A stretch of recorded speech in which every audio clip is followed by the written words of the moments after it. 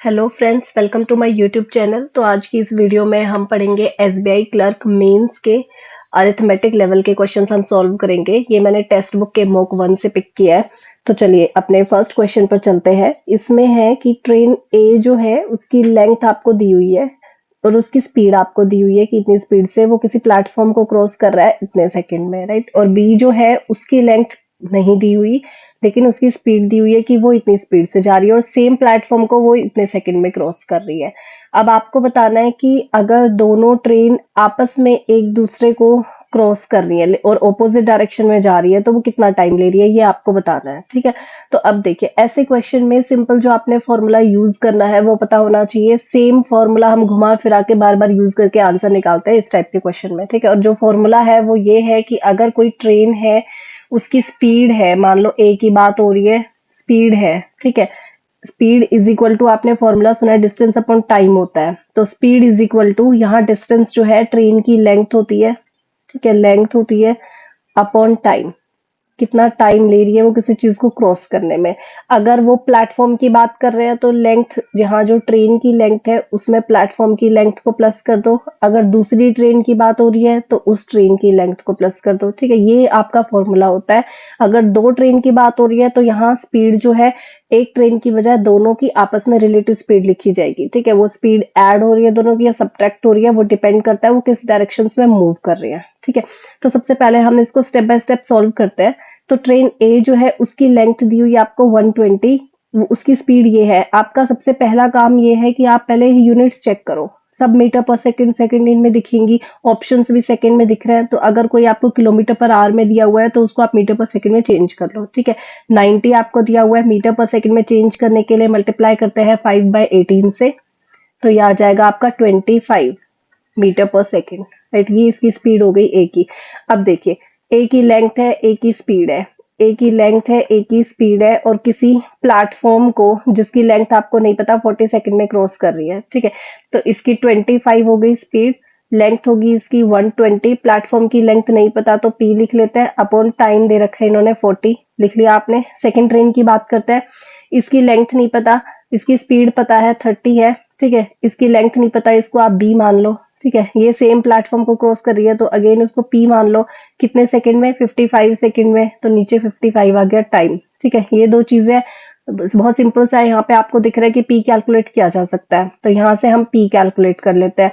40 उस साइड जाएगा तो मल्टीप्लाई हो जाएगा, तो ये आ जाएगा आपका 1000, और 120 यहाँ प्लस हो रहा है, इस साइड आके क्या हो जाएगा, इसमें से सब्ट्रैक्ट हो जाएगा, तो ये आपका आ जाएगा 880, राइट। ये आ गई आपकी पी की वैल्यू।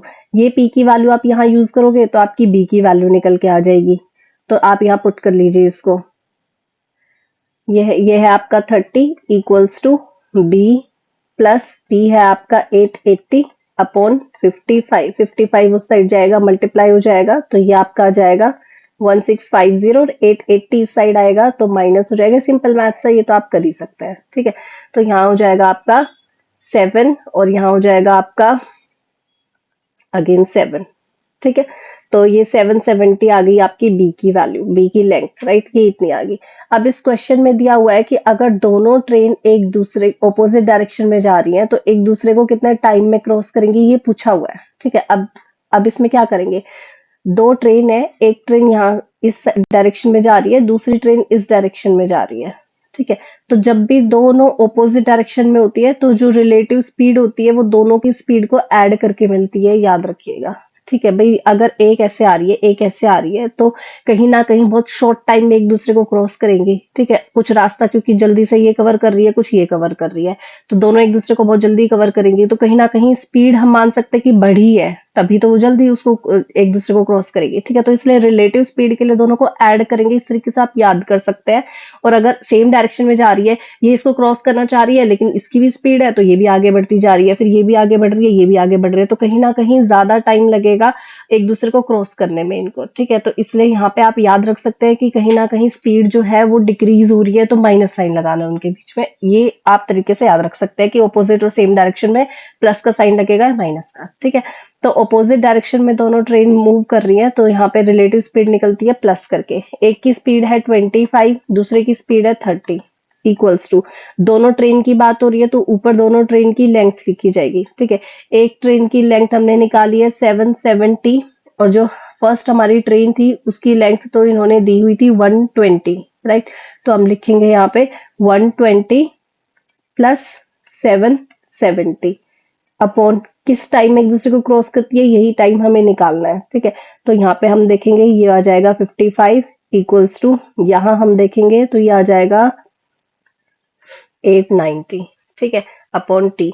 तो यहाँ से टी की वैल्यू 890 अपॉन 55, इसको कैलकुलेट कर लेंगे, 5 इसको कैंसिल कर देगा, तो ये आ जाएगा आपका 178 और ये 11 इसको कैंसिल करेगा तो ये 1 पे, देन 6 पे, देन 16 इंटू 2/11 आ गया,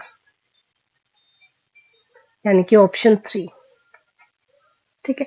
तो एक छोटा सा फॉर्मूला, एक छोटा सा कॉन्सेप्ट यही पूरे सवाल में घुमा फिरा के यूज हो रहा है, ठीक है। सिर्फ आपको पता होना चाहिए कि क्या निकालना है और क्या पूछा गया है।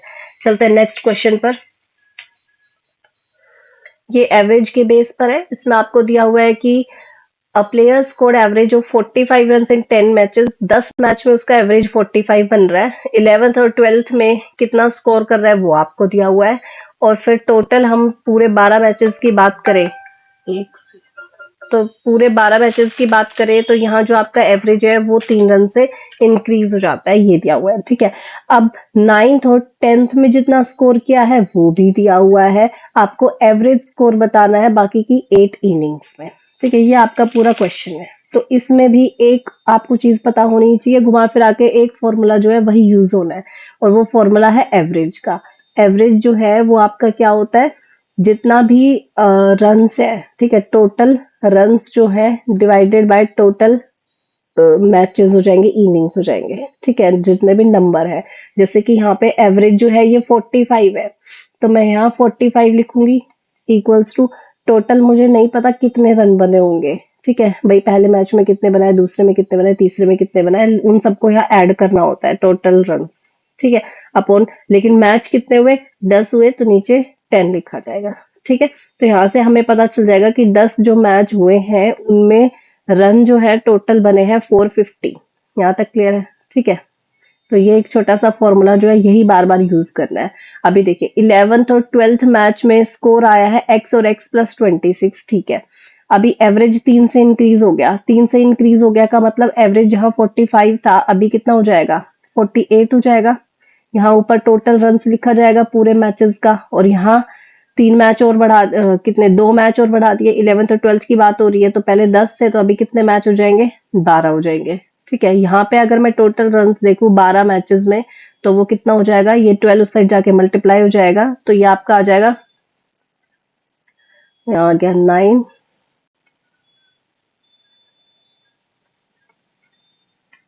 576 आ गया, राइट।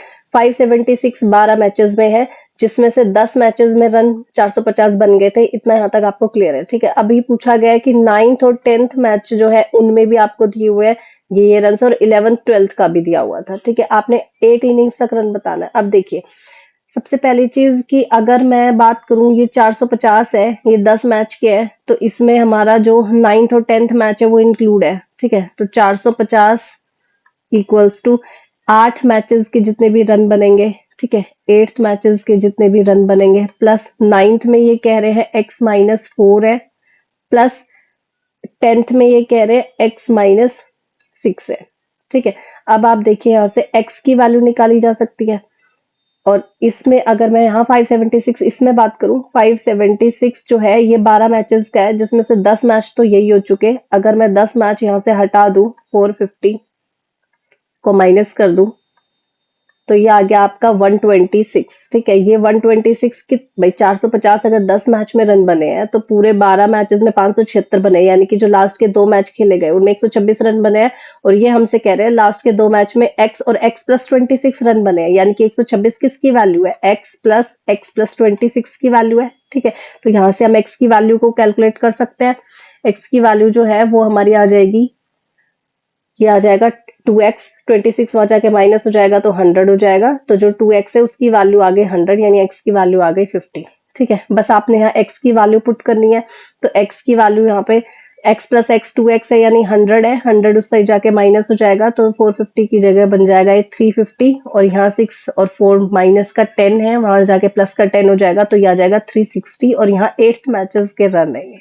ठीक है, तो 360 जो है वो 8th मैच के रन निकल के आ गए, इतने बने। और आपको एवरेज निकालने के लिए बोला है, तो एवरेज के लिए क्या करते हैं, 360 अपॉन जितने नंबर है, 8 मैचेस की बात हो रही है तो 8 से डिवाइड कर देंगे, तो सिर्फ आपने इसको कैलकुलेट करना है, आपका आंसर आ जाएगा। ठीक है, ये हो जाएगा आपका 45, यानी कि ऑप्शन 3। ठीक है, तो इसमें आपका अगेन सेम फॉर्मूला एवरेज का, और घुमा फिरा के वही यूज किया गया है। ठीक है, एक बार आपने 10 मैचेस का देख लिया कितने टोटल रन बन रहे हैं, एक बार 12 मैचेस का देख लिया कितने टोटल रन बन रहे हैं, आपको पता लग गया भाई 10 मैच में इतने रन बन रहे हैं, 12 में इतने बन रहे हैं, तो इसका मतलब दोनों को अगर मैं माइनस कर लूं तो 11वें और 12वें मैच में जितने रन बन रहे हैं वो आपको पता लग जाएंगे, वो आपको दिए हुए भी हैं एक्स की टर्म में, उनको इक्वेट कर लेंगे, एक्स की वैल्यू फाइंड कर लेंगे। फिर आप 8th मैचेस की बात हो रही है तो पूरे 10 मैचेस में 8 मैच प्लस 9वां प्लस 10वां, ठीक है 9वां और 10वां भी दिया हुआ है, उसमें एक्स की वैल्यू आप पुट कर सकते हैं और 8th की यहाँ पे वैल्यू निकाल के टोटल रन पता लग गए तो एवरेज आप फाइंड कर सकते हैं। ठीक है, ये था पूरे क्वेश्चन में। चलते हैं नेक्स्ट पे। एक मिक्सचर है जिसमें 162 लीटर्स का टोटल मिक्सचर है, जिसमें जूस और वाटर का आपको रेशियो दिया हुआ है, और यहाँ पे अगर हम Z+12 को मिक्सचर को बाहर निकाल ले और फिर उसमें 15 लीटर यहाँ पे पानी डाल दे तो आपको जो जूस और वाटर का रेशियो बन जाएगा वो दिया हुआ है। ठीक है, आपको यहाँ पे Z की वैल्यू फाइंड करनी है। अब देखिए, आपके पास 162 लीटर का मिक्सचर है जिसको आपने जूस और वाटर में अगर डिवाइड करना है तो यहाँ 7:2 में डिवाइड करना है। ठीक है, तो आपको अ, आप आराम से फाइंड कर सकते हैं कि इसमें जूस की क्वांटिटी कितनी है, वाटर की कितनी है। ठीक है, चलो ठीक है, वो तो कर लेंगे। अभी इन्होंने बोला है कि इसमें से कुछ हमने क्वांटिटी रिमूव कर दी, और कितनी क्वांटिटी रिमूव कर दी, Z+12 मिक्सचर जो है वो हमने रिमूव कर दिया। ठीक है, अभी आपको एक यहाँ पे कॉन्सेप्ट पता होना चाहिए कि अगर आपका कोई भी मिक्सचर है उसमें से आप कोई भी क्वांटिटी रिमूव करें, कितनी भी, 5 लीटर 10 लीटर 15 लीटर कितना भी रिमूव कर रहे हैं, चाहे Z+12 लीटर कितना भी है, बचा हुआ जो है या जो रिमूव किया है सब में जो जो जो कॉन्स्टिट्यूट थे, जैसे जूस और वाटर था, तो ये सारे के सारे जो है उतने ही रेशो में रहेंगे, बचे हुए में भी और जो निकाला है उसमें भी। ठीक है, यानी कि अगर टोटल मिक्सचर जो है उसमें 7:2 है जूस और वाटर का यहाँ पे रेशो, तो फिर जितना निकाल लिया और जितना बच गया उसमें भी 7:2 ही रहेगा। ये एक छोटा सा कॉन्सेप्ट है। ठीक है, अभी हमें नहीं पता भाई जेड की वैल्यू क्या थी, तो हमने कितना निकाला हमें नहीं पता कि कितने लीटर निकाल लिया और कितने लीटर बच गया, लेकिन जितना भी लीटर बचा उसमें हमें ये पता है कि जूस और वाटर जो है रहेगा इसी रेशो में, 7:2 में। इतना ठीक है। अभी हमने उसमें क्या कर दिया, 15 लीटर पानी डाल दिया। ठीक है, 7:2 में हमारा जूस और वाटर हमारे पास है, इसमें हम यहाँ पे 15 लीटर पानी डाल रहे हैं और फिर जो रेशो है वो बन गया 7:3। ठीक है, पानी डाल रहे हैं, इसका मतलब अगर यहाँ पे 7 की जगह कुछ और होता, 5 होता, 3 2 1 कुछ भी होता, तो जूस को चेंज नहीं कर रहे तो जूस का आपने यहाँ पे नंबर सेम बनाना होता, क्योंकि इसमें इन्होंने सेम ही दे रखा है तो कुछ करने की जरूरत नहीं है, यहाँ 7 बराबर ही है। ठीक है, तो आप सिर्फ इसको अब कंपेयर करेंगे कि 2 से 3 हो रही है कोई चीज, यानी कि 1 यूनिट बढ़ रही है, और ये कह रहे हैं कि 15 लीटर हम पानी ऐड कर रहे हैं, यानी इन्होंने 1 यूनिट की वैल्यू हमें दे दी 15। इतना ठीक है, तो अब हम यहाँ पे इस 7 की वैल्यू और 2 की वैल्यू दोनों की वैल्यू फाइंड कर सकते हैं। ठीक है, तो 7 और 2 की चाहे अलग अलग फाइंड कर लो चाहे एक साथ फाइंड कर लो। अगर एक साथ की मैं बात करूं तो ये आपका आ जाएगा 15, 1 यूनिट की वैल्यू 15 है तो 9 यूनिट की वैल्यू कितनी हो जाएगी, 135। ठीक है, यानी कि जो हमारा ये जो बचा हुआ मिक्सचर था ये कितना लीटर है, 135 लीटर है। इतना ही बात समझ में आई। ठीक है, अगर ये 135 लीटर है बचा हुआ, इसका मतलब भाई हम 162 लेके चल रहे थे, 135 बचा है तो हमने निकाल कितना लिया देख लेंगे, 162 माइनस 135, राइट, 27। इसका मतलब हमने 27 लीटर को निकाला है यहाँ से। ठीक है, और इन्होंने बोला है Z+12 को निकाल रहे हैं, इसका मतलब ये 27 किसके इक्वल है, Z+12 के इक्वल है, तो सिर्फ आपने क्या करना है 27 को Z+12 के इक्वल पुट करना है और यहाँ से Z की वैल्यू फाइंड करनी है, 12 यहाँ के माइनस हो जाएगा तो ये आपका आ जाएगा 15।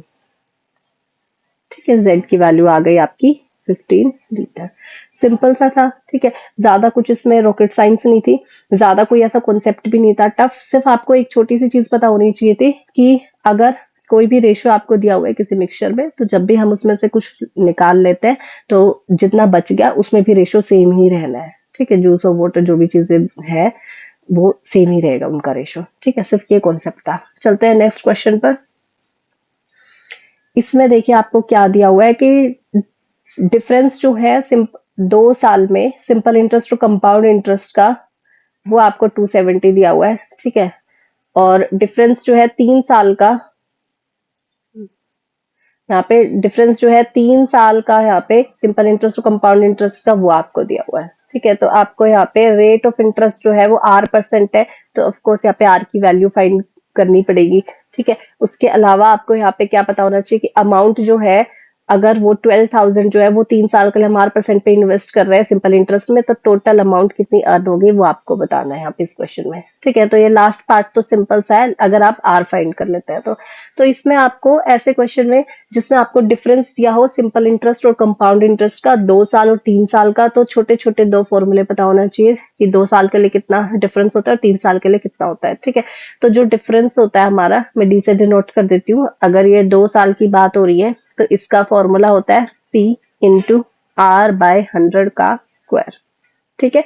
और अगर ये डिफरेंस 3 साल के लिए दे रखा है तो इसका फॉर्मूला होता है, ये तो सेम लिख दो, P इंटू R/100 का स्क्वायर। एक और चीज यहाँ पे इंटू कर दो, 300 प्लस R/100, ये और कर दो, ठीक है। ये फॉर्मूले आपको पता होना चाहिए, ये क्वेश्चन बहुत आराम से सॉल्व हो जाएगा, ठीक है। यहाँ पे ये 2 साल वाले की जो वैल्यू है, यानी कि इस डिफरेंस की वैल्यू जो है ये आपको 270 दी हुई है, और इस D3 की वैल्यू, ये 3 साल वाले की वैल्यू आपको 850.5 दी हुई है, ठीक है। अब आप देखिए, ये PR/100 का स्क्वायर है, ये भी PR/100 का स्क्वायर है, और इसकी वैल्यू आपको 270 दी हुई है, ठीक है। तो इसका मतलब ये वैल्यू आप यहाँ पुट कर सकते हैं, और यहाँ आपका बच गया 300 प्लस R/100।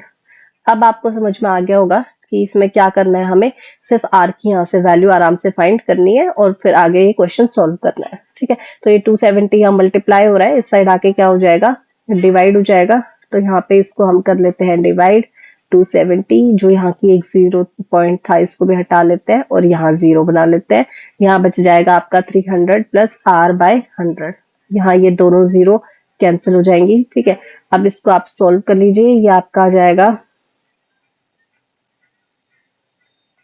3, इसको कैंसिल कर देगा तो ये आ जाएगा 9 पे चला गया, यहाँ पे 3 दूनी 6, 3 इस पे चला गया, और अब ये 9 इसको कैंसिल कर देगा तो ये आ जाएगा आपका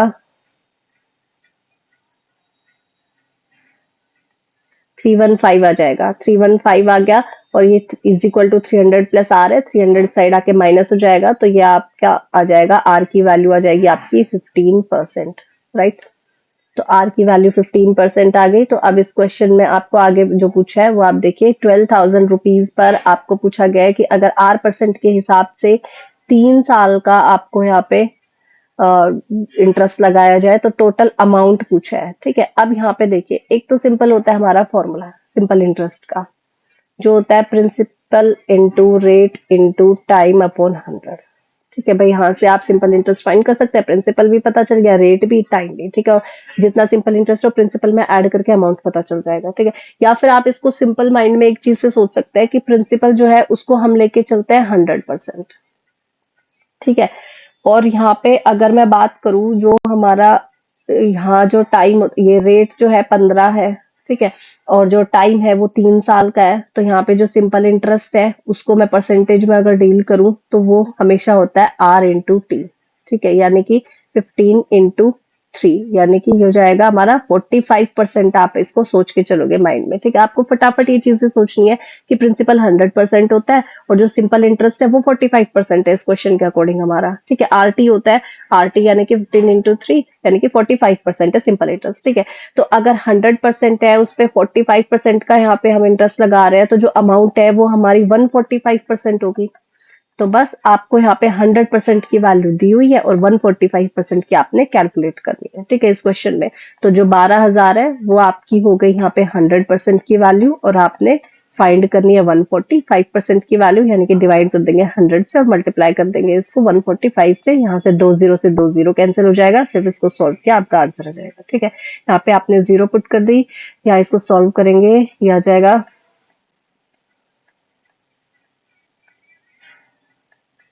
17,400 आ जाएगा, 17,400 यानी कि ऑप्शन।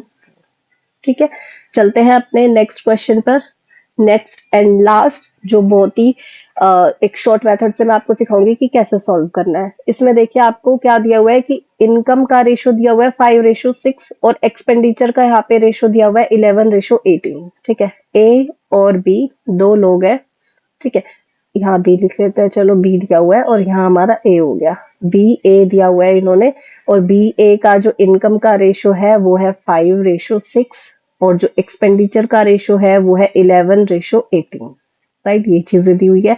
अब इन्होंने एक चीज बोली है कि बी जो है after spending on expenditure, expenditure पर स्पेंड करने के बाद यानी खर्चा करने के बाद वो इतना परसेंट जो है अपनी सेविंग का ए को दे देता है। ठीक है, और अब दोनों के पास इक्वल अमाउंट है इन देयर हैंड, यानी अब दोनों के पास बराबर की सेविंग हो जाती है, हाथ में बराबर पैसा बचता है। ठीक है, इसका मतलब क्या है भाई, 16.66% का मतलब है 1/6। ठीक है, फ्रैक्शन में इसका मतलब है 1/6, यानी इसकी जो सेविंग थी बी की, अगर वो 6 थी, उसमें से जब वो 1 दे देता है ए को, ठीक है, तो दोनों के हाथ में बराबर का पैसा बचा। ठीक है, अब आप खुद सोचिए इस क्वेश्चन में कि अगर 6 में से 1 उसने दे दिया तो इसके पास बचा 5। ठीक है, और अब बराबर पैसा है दोनों के पास, यानी इसके पास 5 है तो इसके पास भी 5 है। इतना क्लियर है? ठीक है, अभी इसके पास, इसने 1 दिया इसको, यानी कि इसके पास पहले था 4। ठीक है, ये चीजें सिर्फ आपने सोचनी है कि सिर्फ इस परसेंटेज के बेस पे सोचनी है सारी की सारी चीज कि 16.66% दिया है, तो चलो इस हिंट को उठा लेते हैं। इस हिंट को उठा लिया तो यहाँ पे फ्रैक्शन में हो गया 1/6। ये खुद कह रहा है क्वेश्चन में कि इतना परसेंट उसको ए को दे देता है, तो इतना परसेंट ए को दे देता है का मतलब 6 में से 1 ये ए को दे देगा, तो दोनों के पास हो गया बराबर। अगर ये 1 दे देगा तो इसके पास बचा 5, और इसके पास अगर 5 रुपए बचे हैं तो इसके पास भी बराबर बोल रहा है वो, तो इसका मतलब इसके पास भी 5 हो गए। और अगर इसने 1 देके इसको 5 बना दिया, इसका मतलब इसके पास पहले से 4। इतनी चीजें सोच लिया आपने। ठीक है, अभी देखिए, अब क्वेश्चन में कह रहा है कि डिफरेंस जो इनकी सेविंग का था वो था 3,000। अब आप देखिए, आप मान के चल रहे हैं कि बी की सेविंग 6 है और ए की सेविंग शुरू में है 4, और यहाँ पे आप डिफरेंस देख रहे हैं 2 का है। इसका मतलब इन्होंने इस 2 की वैल्यू दी हुई है। ठीक है, इस 2 की वैल्यू जो है वो आपको दी हुई है 3,000। अब आप यहाँ पे इस 6 की भी वैल्यू निकाल सकते हैं और इस 4 की भी वैल्यू निकाल सकते हैं, आपको सेविंग पता चल जाएगी दोनों की कितनी है। ठीक है, तो ये आ जाएगा आपका यहाँ पे 1500, यहाँ आ जाएगा 9,000, यानी कि जो मैं यहाँ सेविंग लिख लेती हूँ। ठीक है, यहाँ बी की जो सेविंग है वो हो जाएगी 9,000, और जब इसको 4 से मल्टीप्लाई करेंगे तो ए की सेविंग पता चल जाएगी। तो 1500 को यहाँ पे 4 से मल्टीप्लाई करेंगे तो ये आ जाएगा आपका 6,000। ठीक है, तो यहाँ ये हमारा हो गया कि इनमें देखो सेविंग में डिफरेंस भी हो गया 3,000 का। ठीक है, और ये जितना परसेंट बोल रहा था उसको जब ये देगा तो दोनों के यानी 1500 जब ये इसको देगा तो दोनों के पास इक्वल अमाउंट भी हो जाएगा। ठीक है, तो दोनों चीजें यहाँ पे सेटिस्फाई भी कर रहा है। अब देखिए, अब आपको यहाँ पे इनकम का रेशो दिया हुआ है, एक्सपेंडिचर का रेशो दिया हुआ है, और आपने सेविंग खुद फाइंड कर ली कि किसकी सेविंग क्या थी। ठीक है, अभी आपको क्वेश्चन में बताना है कि इनकी मंथली इनकम में डिफरेंस कितना है, यानी अगर इसकी 5 है, इसकी 6 इनकम है, तो यहाँ पे डिफरेंस जो है एक जो यूनिट है उसकी वैल्यू आपने फाइंड करनी है। ठीक है, अब यहाँ पे हम यूज करेंगे क्रॉस मल्टीप्लीकेशन मेथड। ठीक है, क्रॉस मल्टीप्लीकेशन मेथड हम यहाँ पे यूज करेंगे। ये क्या होता है, कैसे लगाते हैं क्रॉस मल्टीप्लीकेशन मेथड, वो देखिए आप। इसमें सबसे पहले हम क्या करते हैं, इस मेथड में जो हमें कोई रेशो दिया हुआ है, ठीक है, वो हमने लिख लिया ऊपर। जनरली ऊपर वही लिखते हैं जो हमें फाइंड करना है। अगर ये एक्सपेंडिचर में से कुछ फाइंड करने का कहते हैं तो इस रेशो को आप ऊपर लिख लेते हैं। ठीक है, ऊपर नीचे किसी को भी लिख सकता है, लेकिन ऊपर वही लिखना मैं सजेस्ट करूंगी कि जो आपने फाइंड करना है, क्योंकि इस मेथड से उसी की वैल्यू निकल के आएगी, उसी चीज के नीचे वाले रेशो की नहीं निकल के आएगी। ठीक है, अच्छा, तो अब आपने 5:6 लिख लिया ऊपर, क्योंकि इनकम ही हमें फाइंड करनी थी। एक्सपेंडिचर आपको दिया हुआ है। अब आप सोचिए, इनकम जो होती है वो एक्सपेंडिचर और सेविंग का सम होती है। ठीक है भाई, जब हम खर्चा जितना कर रहे हैं या जितना बचा रहे हैं, अगर हम सब मिला दे तो हमारी इनकम उतनी है, इसका मतलब। ठीक है, तो इसका मतलब अगर ये इनकम जो है इसमें से मैं एक्सपेंडिचर माइनस कर दूं, ठीक है, तो हमारा क्या आ जाएगा निकल के, सेविंग निकल के आएगी। क्या मैं ये कह सकती हूँ इनकम में से सेविंग माइनस कर दूं तो एक्सपेंडिचर निकल के आएगा, ठीक है, एक ही बात है। तो अब यहाँ पे देखिए, अगर इनकम से एक्सपेंडिचर वाले रेशियो पर पहुंच रही हूँ तो क्या माइनस करना पड़ेगा मुझे, उसमें से सेविंग हटानी पड़ेगी, तब मैं एक्सपेंडिचर पर पहुंचूंगी, ठीक है। इनकम में से मैं कितना बचा रही हूँ अगर मैं वो हटा दूं तो इसका मतलब मैंने सारा खर्च किया है बाकी, तो हटा रही हूँ वो सारा, तो यहाँ पे आप माइनस साइन भी लगाइए, ठीक है, हटाने के लिए। अगर कोई चीज हम ऐड कर रहे होते इस रेशियो में और फिर हम इस रिजल्ट पर पहुंचते तो यहाँ पे प्लस के साइन लगते, और अगर हम इस रेशियो से इस रेशियो पे पहुंचने के लिए जो भी हमने चेंज किया है उसको हम घटा के ला रहे हैं उस रेशियो पे, तो इसका मतलब माइनस आपने लगाना है, ठीक है, वरना फिर बाद में आंसर आपके उल्टे पुल्टे आएंगे। तो अब देखिए, अब क्या करना है आपने, यहाँ पे इनको आप मल्टीप्लाई कीजिए फर्स्ट स्टेप में, तो ये हो जाएगा आपका 90, फिर माइनस करते हैं, इनको मल्टीप्लाई कीजिए, ये हो जाएगा आपका 66, राइट, इक्वल्स टू, अगर आपने पहले इस डायरेक्शन में इनको मल्टीप्लाई किया है तो अभी इस डायरेक्शन में ही चलिए और इनको मल्टीप्लाई कीजिए, ठीक है, तो ये आ जाएगा आपका -66,000, ठीक है, फिर यहाँ माइनस करते हैं, अब इस डायरेक्शन में इनको मल्टीप्लाई कीजिए, तो ये आ जाएगा आपका